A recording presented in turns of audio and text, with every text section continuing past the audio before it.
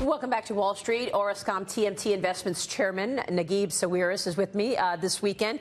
Naguib, let me ask you about the sense of the U.S. in the Middle East today. For a little while, I think the United States had some issues and problems with our friends like Egypt, with our friends like the Saudis during the Obama administration. How would you characterize our relations today versus the Obama administration? I think the Obama administration was a disaster. Their policy in the Middle East was a disaster. And we're paying the price today.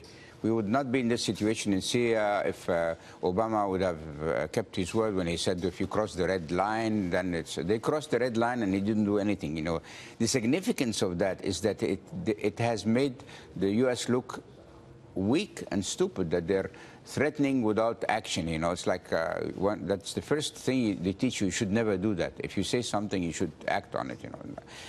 On Egypt, it was another disaster. They sold us out. They've supported the Muslim Brotherhood, thinking that they will be different from a terror organization. You know, they were just the front office of the terror organizations of the world. You know, and they dropped Mubarak like a hot potato, and they didn't try to even mediate into a reasonable transition, and they supported the Muslim Brotherhood. So that's another disaster, you know. Yeah, and today, has that changed? And Iran too. The Iran deal, which President Trump just pulled out of. 150 billion, and they can go back to business as usual. I mean, that's... And then what did they do with the 150 billion in cash? Support terrorists. Exactly. Yeah. Now they're off the. I mean, like, yeah.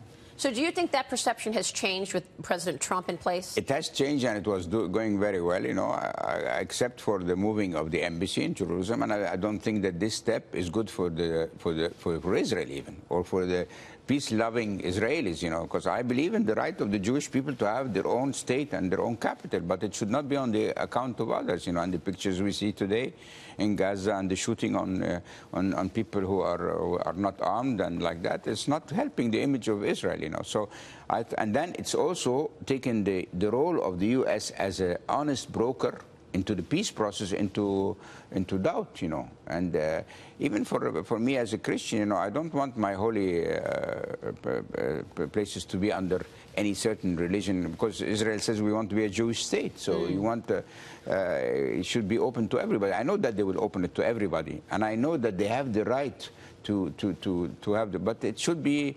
If we already decide that Jerusalem is there, so what are we going to negotiate about? There is a lot of Muslim holy places in Jerusalem, and the Christians too. Yeah. So where are we in this context, you know? And why do you decide on something before you push people to sit on the negotiating table? And who's going to trust you now that you've taken sides, you know? What about the Saudis? I mean, the Saudis seem to have befriended the United States. Do you believe in this corruption crackdown that's taking place in Saudi Arabia?